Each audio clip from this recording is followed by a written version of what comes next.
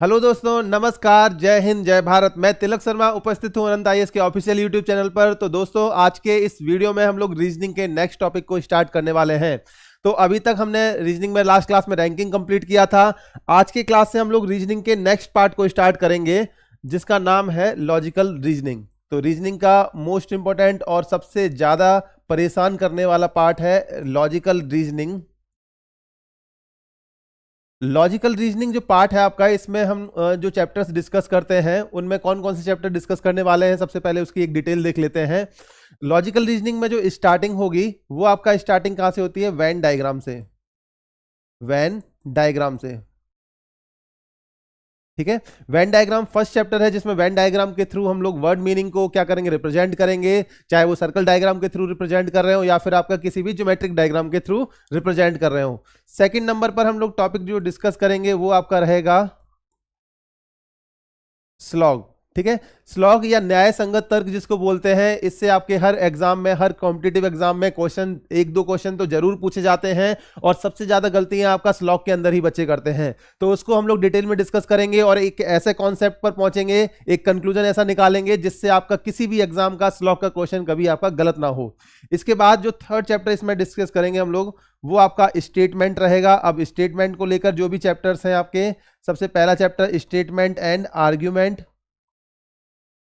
Statement and argument को सबसे पहले डिस्कस करेंगे।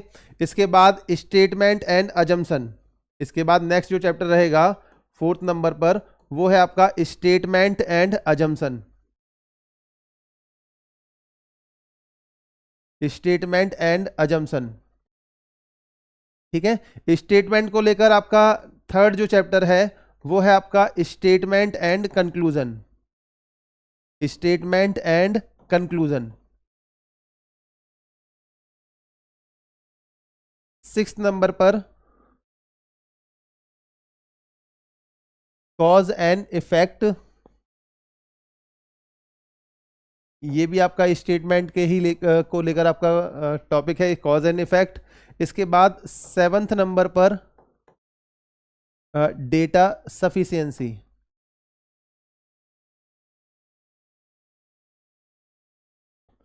सेवंथ के बाद एट्थ नंबर पर डेटा सफिशिएंसी हो गया। इसके बाद जो नेक्स्ट टॉपिक रहेगा वो है आपका machine input output.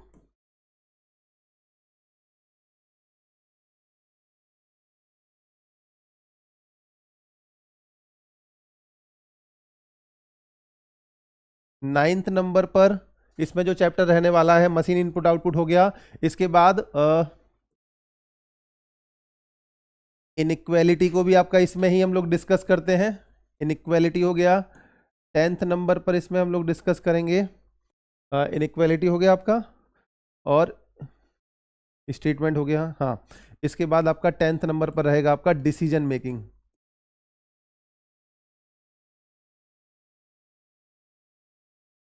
Making etcetera. Etcetera इसलिए लगा दिए क्योंकि आपके स्टेटमेंट को लेकर एक दो चैप्टर और भी ऐड हो जाते हैं जो कि आपके पूछे जाते हैं, लेकिन वो आपके जो चैप्टर हैं वो यूपी पुलिस आपका हो गया या फिर आपका किसी भी स्टेट पुलिस को लेकर आपके वहां पर ज्यादा पूछे जाते हैं।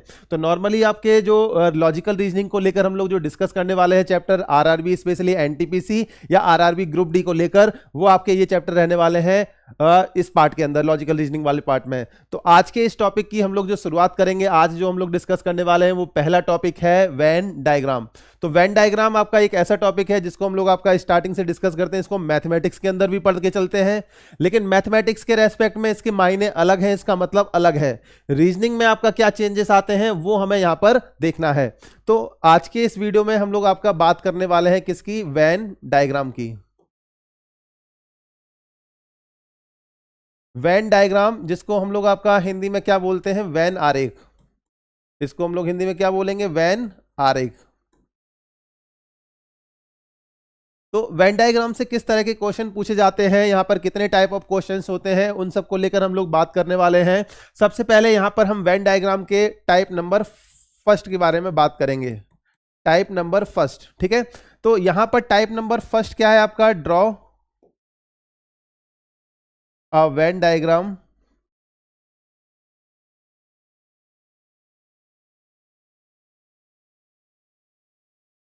विद रेस्पेक्ट टू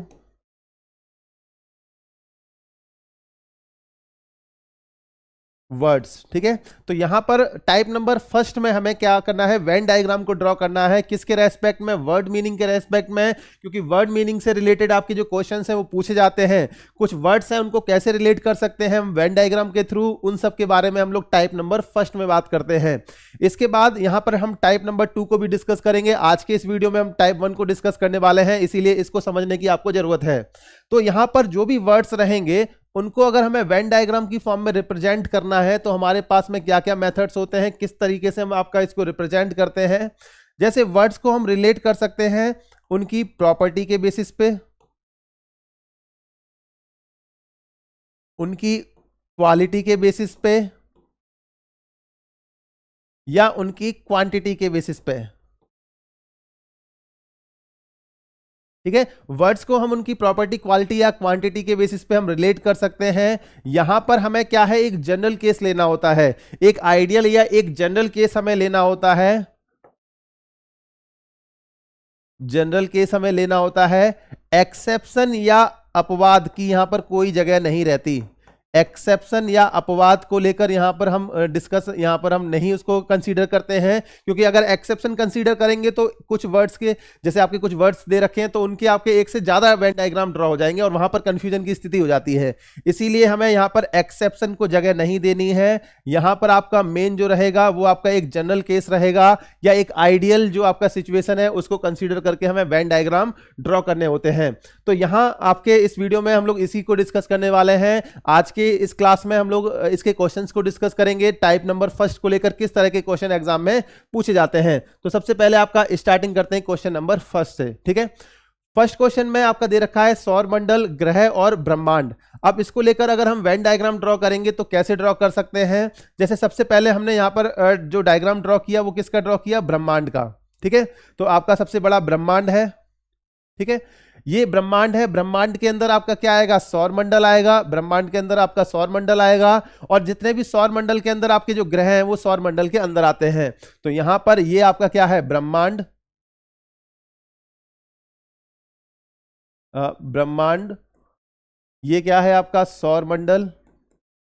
ठीक है, और ये क्या है आपके ग्रह। ठीक है, तो इस तरह से आपका वेन डायग्राम आपका ड्रॉ हो जाएगा। तो इसका आंसर क्या आएगा आपका डी ऑप्शन। तो फर्स्ट वाले का जो आंसर है वो डी ऑप्शन सही हो जाएगा। चलते हैं इसके सेकंड क्वेश्चन की तरफ। सेकंड क्वेश्चन में आपके 3 वर्ड दे रखे हैं जिनको ए, बी और सी से रिप्रेजेंट कर रखा है। बर्तन को नाम दिया है ए, आभूषण को नाम दिया है बी और सिल्वर को नाम दिया है सी। तो यहां पर अगर हम बात करें तो यहां पर जो आपके क्या चीज कॉमन है इनके, इन वर्ड्स के बीच में, हमें ये देखना पड़ेगा। तो बर्तन, आभूषण और सिल्वर में जो आपके आभूषण होते हैं और बर्तन होते हैं वो आपके सिल्वर के बने हुए रहते हैं। अब यहां पर जो हम सबसे पहले सर्कल ड्रॉ करेंगे वो सी का सर्कल हम सेंटर में ड्रॉ करते हैं। ठीक है, सी सर्कल के आपका रिप्रेजेंट कर रहा है सिल्वर को। अब सिल्वर जो है आपका, इससे आपके आभूषण भी बनाए जाते हैं और बर्तन भी बनाए जाते हैं। तो यहां पर हमने आपका इस तरह से सर्कल जो ड्रॉ किया, ये किसका था सर्कल, आपका आभूषण का। ठीक है, आभूषण का सर्कल है, ज्वेलरी का। और इस तरह से जो सर्कल ड्रॉ किया ये किसका सर्कल है, बर्तन का। ठीक है, अब यहां पर अगर हम इस चीज को डिटेल में समझें तो ये आपका सिल्वर से बने हुए मटेरियल हैं। यहां पर आपके वो बर्तन हैं जो कि सिल्वर से आपके बनाए जाते हैं, यहां वो आभूषण हैं जो कि आपके सिल्वर से बनाए जा रहे हैं। अब इसके बाद सवाल ये उठता है कि ये वाला पार्ट क्या रिप्रेजेंट करता है। ये वाला पार्ट उन बर्तन को रिप्रेजेंट कर रहा है जो कि आपका सिल्वर के अलावा दूसरे और मटेरियल जैसे लोहा के या तांबा या कांसे से बनाए जाते हैं। तो ये आपका रिप्रेजेंट करेगा। ऐसे ही आभूषण वाले में अगर आप देखोगे तो ये वो आभूषण हैं जो कि आपका सिल्वर के बने हुए होते हैं और बचे हुए आभूषण ये कौन से हो जाएंगे, ये वो आभूषण जो कि गोल्ड, प्लेटिनम या फिर आपका डायमंड, इन सबसे बनाए जाते हैं। तो ये आपका रिप्रेजेंट कर रहा है। अच्छा, ये बताओ जरा, ये पार्ट क्या रिप्रेजेंट करेगा। ये वो आपके वो मटेरियल उन सबको रिप्रेजेंट करता है जो कि सिल्वर से तो बनते हैं लेकिन वो ना तो बर्तन है ना आभूषण है। इसके अलावा और भी सिल्वर से रिलेटेड जो भी आपके जो सामान बचते हैं वो सारे आपके इस रिमेनिंग पार्ट में आ जाएंगे। तो इसका जो आंसर आएगा वो आपका क्या आंसर आ जाएगा, बी ऑप्शन। तो इसका जो आंसर है आपका क्वेश्चन का बी ऑप्शन सही हो जाएगा। चलते हैं इसके नेक्स्ट क्वेश्चन की तरफ।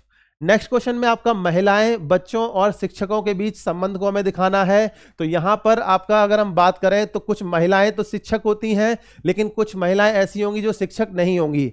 बच्चों का जो सर्कल है वो आपका अलग आता है, ठीक है। अब यहां पर महिलाओं जो है इसको इंडिकेट किया गया है किससे, आपका फीमेल से, ठीक है। ये क्या है आपका फीमेल। बच्चे जो होते हैं कुछ मेल होते हैं, कुछ फीमेल होते हैं, और आपका इनको अगर हम आपस में रिलेट करें तो यहां पर सबसे पहले हम जो सर्कल ड्रॉ करेंगे वो आपका सर्कल किसका ड्रॉ कर रहे हैं, फीमेल का, फीमेल का, ठीक है, इस तरह से। अब फीमेल के सर्कल के साथ साथ अगर हम बच्चों का सर्कल ड्रॉ करें तो ये आपका चिल्ड्रन का सर्कल है, और ये जो सर्कल है ये रिप्रेजेंट कर रहा है किसको, टीचर्स को। ये किसको रिप्रेजेंट कर रहा है, टीचर्स को, ठीक है। अब यहां पर अगर हम हर पार्ट को अगर इंडिविजुअली देखें तो यहां पर ये वो बच्चे हैं जो कि आपका फीमेल नहीं है, यानी कि मेल चिल्ड्रन है। ऐसे ही ये वो टीचर हैं जो कि आपका फीमेल नहीं है, लेकिन आपका कौन होंगे फिर, ये मेल टीचर होंगे। इसके अलावा ये आपका रिप्रेजेंट कर रहा है किसको, फीमेल टीचर्स को, और ये रिप्रेजेंट कर रहा है आपका फीमेल चिल्ड्रन को। अब यहां पर जो ये पार्ट बच गया ये आपका क्या रिप्रेजेंट कर रहा है, उन फीमेल को जो कि आपका ना चिल्ड्रन है ना ही आपका टीचर्स यानी कि एडल्ट की कैटेगरी में आते हैं, लेकिन वो टीचर भी नहीं है। तो यहां जो आंसर आएगा वो आपका बी ऑप्शन सही हो जाएगा। चलते हैं इसके नेक्स्ट क्वेश्चन की तरफ। नेक्स्ट क्वेश्चन जो है कि उस वेन आरेख का चयन करो जो वर्गों के बीच संबंध को दर्शाता है। यहां पर आपके 4 वर्ड दे रखे हैं, ठीक है, 4 वर्ड। तो कभी कभी 3 वर्ड को लेकर आपको वेन डायग्राम ड्रॉ करने को बोल देता है, कभी कभी 4 वर्ड तक दे दिए जाते हैं। तो इसको वीडियो को पॉज करके एक बार जरूर इसको देख लेना कि आपने वेन डायग्राम जो ड्रॉ किया वो सही है गलत है, ठीक है। अब यहां पर चींटी, कीट, लोमड़ी और स्तनपाई। तो लोमड़ी जो होती है वो अपने बच्चों को दूध पिलाती है, तो वो किसके अंदर आती है, आपका स्तनपाई में आती है, मैमल्स में आती है।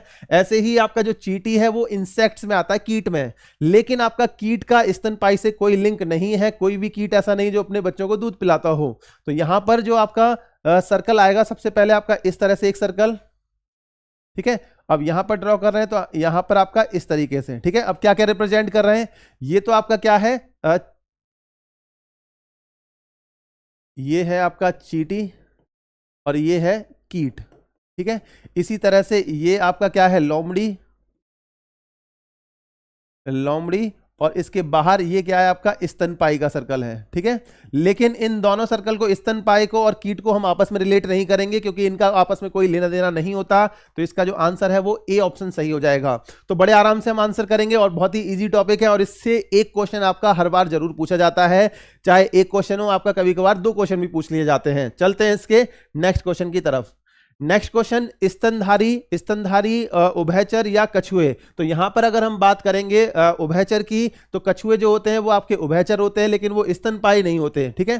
तो यहां आपका सबसे पहले हमने जो उभयचर का सर्कल ड्रॉ किया, ठीक है। उभयचर के सर्कल में क्या आ जाएगा, कछुआ आ जाएगा, ठीक है। उभयचर के सर्कल में आपका क्या आ गया, कछुआ। लेकिन यहां पर कुछ को आपका ट्राइंगल से भी रिप्रेजेंट किया गया है, ठीक है। चलो इसको हम इसके अकॉर्डिंग ड्रॉ कर लेते हैं। यहां पर अगर हम कछुए की बात करें, कछुए को हमने आपका इस सर्कल के अंदर ड्रॉ कर दिया।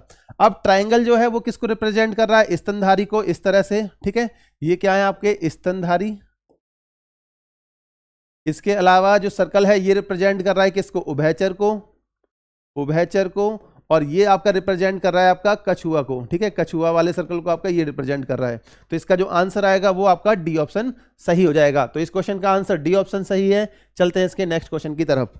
नेक्स्ट क्वेश्चन में आपको दे रखा है कि उस वेन आरेख का चयन करें जो हाँ, ये उसी तरह से आपका ड्रॉ करना है हमें वेन डायग्राम, किसका, सेब, आम और फल। तो यहां पर अगर हम बात करें, सेब और आम जो है ये फल की कैटेगरी में आते हैं। तो सबसे पहले हम किसका सर्कल ड्रॉ कर रहे हैं, फल का। तो ये किसका सर्कल है, फल का। अब फल के सर्कल में आपका सेब भी आएगा और यहां पर आम भी आएगा, ठीक है। तो सेब और आम है, ये आपका फल के सर्कल की कैटेगरी में आते हैं। इनका लेकिन आपस में कोई लिंक नहीं है, ना आपका सेब आम हो सकता है ना आम सेब हो सकता है।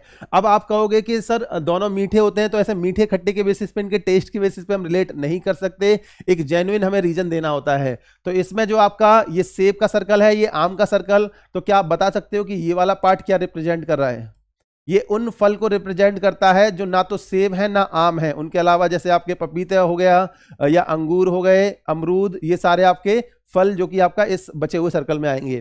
तो ये आपका इसका जो आंसर आएगा वो आपका कौन सा ऑप्शन सही हो जाएगा, इसमें डी ऑप्शन। तो इसका आंसर डी ऑप्शन सही है। चलते हैं इसके नेक्स्ट क्वेश्चन की तरफ। नेक्स्ट क्वेश्चन में आपको ये दे रखा है कि वैन आरेख का चयन करें। हाँ, इसमें नदियां, झील, पहाड़ और जल निकाय। अब यहां पर भी 4 वर्ड दे रखे हैं, तो किस तरह से इनका वैन डायग्राम ड्रॉ करेंगे? सबसे पहले हम ड्रॉ करते हैं जल निकाय को, क्योंकि जल निकाय के अंदर ही आपका ये सारे आपके कैटेगरी आएंगी। तो सबसे पहले हमने सर्कल ड्रॉ किया किसका? जल निकाय का। जल निकाय का। अब जल निकाय में आपकी नदियां भी होती हैं, झील भी होते हैं, और पहाड़ जल निकाय में नहीं आएंगे, ठीक है। तो यहां पर एक सर्कल इस तरह से, एक सर्कल इस तरह से, ठीक है। ये किसका है? आपका नदी का सर्कल है, और ये किसका है? झील का सर्कल है, ठीक है। अब पहाड़ की बात करें, पहाड़ जो होगा वो आपका जल निकाय के अंदर नहीं आता, तो पहाड़ का सर्कल है, ये हमें बाहर ड्रॉ करना है। तो ये किसका? पहाड़ का सर्कल है। तो कौन सा आंसर सही हो जाएगा इसमें? A option. तो इसका जो आंसर है वो ए ऑप्शन सही हो जाएगा। बड़े आराम से आप आंसर करोगे, बस आपको चीज़ों को बस बहुत ज़्यादा वैसे आपको यहाँ पर कॉन्ट्रोवर्शियल तरीके से नहीं लेना है। आपको यहाँ पर एक्सेप्शन केस कंसीडर नहीं करना है बिल्कुल भी। आपको जो दे रखा है बस उसको केवल एक आइडियल केस के थ्रू आपको आंसर इसका करना है। अगर कॉन्ट्रोवर्शियल अगर केस कंसीडर करते हैं तो वहां पर क्वेश्चन आपके गलत होने के चांसेस ज़्यादा रहेंगे। नेक्स्ट क्वेश्चन में दे रखा है धातु, कांच या बर्तन। तो यहां पर जो बर्तन है वो आपका धातु के भी बने होते हैं और कांच के भी बने होते हैं। तो यहां जो कॉमन आएगा वो क्या है? आपका सी।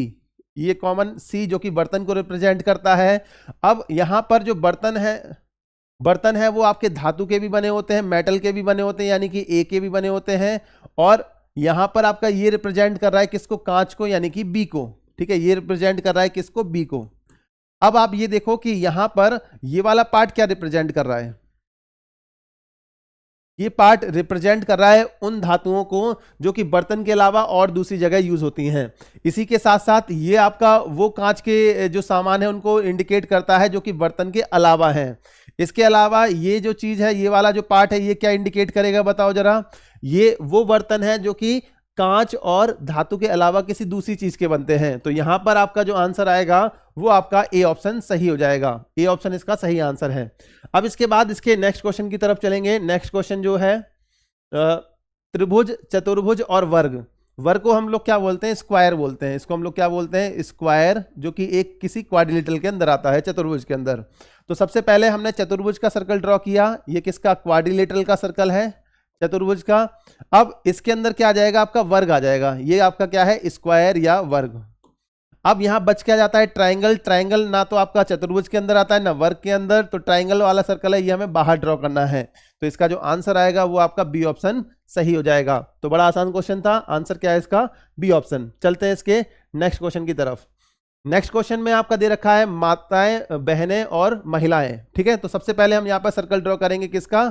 महिलाओं का सर्कल। ये फीमेल का सर्कल है, ठीक है।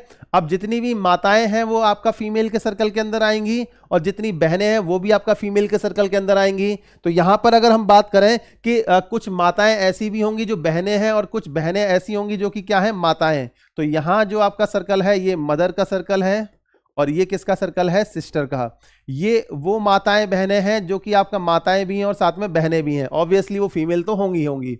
अब इसके अलावा ये क्या रिप्रेजेंट कर रहा है बताओ जरा? ये वाला पार्ट, ये वो आपका फीमेल है जो ना तो किसी की माता है ना किसी की बहन है, ना किसी की माता है ना किसी की क्या है? बहन। ये पार्ट आपका उन फीमेल को रिप्रेजेंट करता है। तो इसका जो आंसर रहेगा वो आपका कौन सा आ जाएगा? Answer D option. तो डी ऑप्शन यहां पर सही आंसर है। नेक्स्ट क्वेश्चन की तरफ अब चलेंगे। नेक्स्ट क्वेश्चन में आपका दे रखा है उस विकल्प का चयन करो। हाँ, अब इसमें ये बताना है कि ये जो आपका वेन डायग्राम दे रखा है ये किन वर्ड्स को रिप्रेजेंट करेगा। अब यहां पर अगर हम बात करें पहले वाले का, फर्स्ट वाले का, अगर हम वेन डायग्राम ड्रॉ करेंगे, डॉक्टर, आदमी और छात्र, ठीक है। आदमी यानी कि आपका ह्यूमन आ जाएगा, ठीक है। आदमी ह्यूमन में आएगा, क्योंकि यहां पर अगर हम बात करें कि देखो कैसे ड्रॉ करेंगे डॉक्टर का, जैसे कुछ डॉक्टर हैं, छात्र और स्टूडेंट, इस वाले का आपका इस तरह सर्कल ड्रॉ होगा, ठीक है।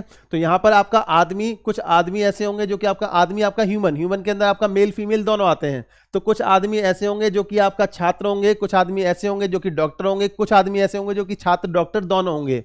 इसी तरह से आपका यहां पर कुछ आपके डॉक्टर ऐसे होंगे जो कि आपके छात्र हैं, या फिर कुछ डॉक्टर ऐसे होंगे जो कि क्या है? आपके आदमी हैं, मतलब फीमेल वाले अलग हैं।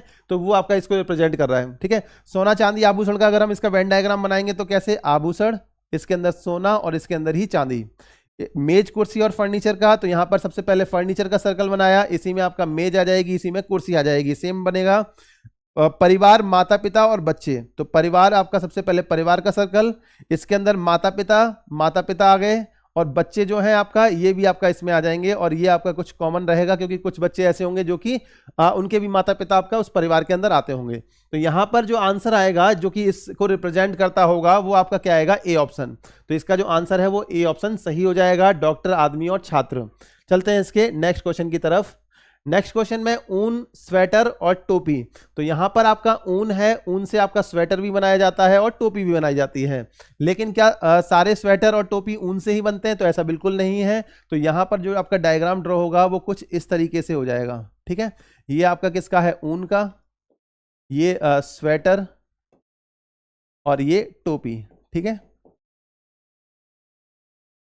अब ऊन, स्वेटर, टोपी, आपका कुछ ऊन ऐसी होगी जो कि आपका स्वेटर बनाने में यूज होती है, कुछ स्वेटर ऐसे होंगे जो कि आपका, अच्छा स्वेटर और टोपी का कोई लिंक नहीं होगा ना आपस में, हाँ ये नहीं बनेगा डायग्राम। स्वेटर और टोपी का लिंक कहां से हो जाएगा, स्वेटर और टोपी अलग अलग चीजें हैं। तो यहां पर सबसे पहले हम ऊन का सर्कल ड्रॉ करेंगे, ये किसका है, ऊन का। ऊन से आपके स्वेटर भी बनाए गए, ऊन से आपकी टोपी भी बनाई गई, तो ये आपका किसका सर्कल है, स्वेटर का, और ये किसका सर्कल है, टोपी का, ठीक है। ये वो स्वेटर हैं जो कि ऊन से बनाए जाते हैं, ये वो टोपी हैं जो कि ऊन से बनाई जाती हैं। इसके अलावा ये वो स्वेटर हैं जो कि आपके ऊन से नहीं बनते हैं, ये वो टोपी हैं जो कि ऊन से नहीं बन रही हैं। इसके अलावा ये ऊन क्या रिप्रेजेंट करती है, ये उन कपड़ों को रिप्रेजेंट करती है जो कि ऊन से तो बनाए जाते हैं लेकिन ना तो वो स्वेटर है ना ही टोपी है। तो इसका जो आंसर आएगा वो ए ऑप्शन यहाँ पर सही हो जाएगा, ए ऑप्शन सही आंसर है इसका, ठीक है। चलते हैं इसके नेक्स्ट क्वेश्चन की तरफ, 16 क्वेश्चन, ठीक है। नेक्स्ट आपका क्वेश्चन जो है, हाँ, इसमें प्लास्टिक, पेपर और बैग, तो यहां अगर हम बात करें पेपर और बैग, प्लास्टिक, तो बैग जो है वो प्लास्टिक से भी बनता है, बैग जो है वो पेपर वाले बैग होते हैं। तो यहां पर अगर हमें सेंटर पे रखना पड़े तो सेंटर पे किसको रखेंगे, आपका बैग को, ठीक है। और ये क्या है आपका प्लास्टिक, और ये क्या है पेपर, प्लास्टिक और ये क्या है पेपर, ठीक है। तो कौन सा आंसर सही आएगा इसमें, डी ऑप्शन यहां पर सही आंसर आ जाएगा। चलिए इसके नेक्स्ट क्वेश्चन पर, 14 क्वेश्चन है, मगरमच्छ, मछली, कछुआ, सरीसृप, तो टोटल आपके 4 यहां पर वर्ड दे रखे हैं, उनको रिलेट करना है। सरीसृप जो है, जो सबसे पहले इसका सर्कल हम बनाएंगे, सरीसृप कौन से होते हैं, जो जमीन पर रेंगने वाले होते हैं, ठीक है। तो जमीन पर रेंगने वाले में कछुआ आता है और मगरमच्छ आता है, ठीक है। तो ये किसका सर्कल है, सरीसृप का। सरीसृप में आपका यहां पर कछुआ यानी कि टॉर्टॉइस आ गया और ये क्या आ गया आपका क्रोकोडाइल, मगरमच्छ आ गया। लेकिन जो मछली है वो सरीसृप के अंदर नहीं आएगी, मछली को आपका इसके बाहर रखना है। तो यहां पर जो सर्कल है ये किसका है, फिश का, ठीक है। देखो जरा कौन सा मैच कर रहा है आंसर इसका, बी ऑप्शन। तो इसका जो आंसर आएगा वो बी ऑप्शन सही हो जाएगा। आई थिंक आपको समझ में आ गया होगा। चलते हैं आज के लास्ट क्वेश्चन की तरफ। आज के वीडियो का लास्ट क्वेश्चन है, इसमें ये बताना है कि जो ये सर्कल डायग्राम दे रखा है ये आपका किसको रिप्रेजेंट कर रहा है, किन वर्ड्स को रिप्रेजेंट करता है। तो इस टाइप का पहले एक क्वेश्चन पूछ चुके हैं, ये इसका सेकेंड क्वेश्चन है। अब सबसे पहले इंजीनियर, स्नातक और फ्रीलांसर को अगर हम बात करें तो यहां पर इंजीनियर जो है वो सारे आपके स्नातक होते हैं। इंजीनियर की डिग्री आपका ग्रेजुएशन की डिग्री है, तो सारे इंजीनियर क्या होंगे, स्नातक होंगे। तो सबसे पहले यहां पर हमने इंजीनियर का सर्कल ड्रॉ किया, सॉरी इंजीनियर नहीं ग्रेजुएट का, हाँ ये सर्कल किसका है, ग्रेजुएट का है। अब इसके अंदर हमने सर्कल ड्रॉ किया, ये किसका है, इंजीनियर का। अब फ्रीलांसर कौन से होते हैं, जो फ्रीली काम करते हैं, मतलब कि वो एक से ज्यादा फर्म से जुड़े होते हैं, फ्रीलांसर उनको बोलते हैं। जो कि आपका अपने काम के लिए फ्री होंगे, वो एक से ज्यादा फर्म से जुड़े रहेंगे और आपका सबके लिए वो काम करते हैं। तो यहां पर इंजीनियर हो चाहे वो स्नातक हो, वो एज ए फ्रीलांसर काम करते हैं। तो यहां जो आपका फ्रीलांसर का जो सर्कल बनेगा वो कुछ इस तरीके से आपका दिखाई देगा हमें, ठीक है। तो ये किसका सर्कल है, आपका फ्रीलांसर का। तो फ्रीलांसर का सर्कल यहां पर अगर हम हर पार्ट की अगर बात करें तो यहां कैसे आपका रिप्रेजेंट करते हैं, तो ये वो ग्रेजुएट है जो कि आपका ना तो इंजीनियर है ना ही वो फ्रीलांसर काम करते हैं, मतलब बीए बीएससी करने वाले बच्चे हैं जो कि आपका एज ए फ्रीलांसर नहीं करते, परमानेंट जॉब कर रहे हैं, ठीक है, और या तो आपका अनएम्प्लॉयड है, ठीक है। इसके अलावा अगर हम बात करें ये आपका पार्ट क्या रिप्रेजेंट करेगा, ये वो फ्रीलांसर हैं जो कि ग्रेजुएट नहीं है, जो घर बैठ के अपना काम करते हैं लेकिन उनके पास ग्रेजुएशन की डिग्री नहीं है, हो सकता है 10th या 12th पास हो। इसके अलावा ये क्या पार्ट रिप्रेजेंट करेगा, ये वो फ्रीलांसर हैं जो कि आपका ग्रेजुएट है लेकिन इंजीनियर नहीं है, और ये वो फ्रीलांसर हैं जो कि आपका ग्रेजुएट भी हैं और इंजीनियर भी हैं, और ये वो इंजीनियर है जो एज ए फ्रीलांसर काम नहीं करते, या तो हो सकता है वो गवर्नमेंट इंजीनियर हो या वो प्राइवेट इंजीनियर हो। तो इसमें जो आपका पहला ऑप्शन है वही आपका इसको रिप्रेजेंट कर देगा। आगे के ऑप्शन आपको चेक करने की जरूरत नहीं है, चाहो तो आप चेक कर सकते हो, लेकिन आपका जो आंसर आएगा वो आपका इसमें पहला वाला ए ऑप्शन सही हो जाएगा। तो चलिए इसका जो आंसर है वो ए ऑप्शन सही है। इसके आगे हम लोग इसके नेक्स्ट वीडियो में इसके हम बचे हुए सेकंड टाइप के क्वेश्चंस को कवर करेंगे, या फिर आपका इसमें जो भी हम लोग प्रैक्टिस के लिए जो क्वेश्चंस हमने डिजाइन कर रखे हैं वो सारे, ये सारे जो क्वेश्चन आज के वीडियो में हमने कवर किए हैं ये सभी आरआरबी के प्रीवियस ईयर पिछले 10 साल में जो आपके एग्जाम हुए हैं, चाहे वो लोको पायलट का एग्जाम हो या एनटीपीसी का एग्जाम हो, या तो आपका ये जो आपका एग्जाम जो ग्रुप डी का है, उन सब में आपके पूछे हुए क्वेश्चंस हैं, और इनको आप अच्छे से अगर कर लोगे तो आपको एक गाइडेंस मिल जाएगा कि हाँ आरआरबी किस तरह के क्वेश्चन पूछता है। तो आप इस टॉपिक से आप यकीन मानिए कि 2 क्वेश्चन आपके फिक्स हैं आने हैं, तो इसको आप अच्छे से कर लेंगे, प्रैक्टिस अच्छे से करेंगे। इसके नेक्स्ट वीडियो में हम लोग इसके आगे वाले पार्ट को डिस्कस करेंगे। तब तक के लिए नमस्कार, जय हिंद, जय भारत।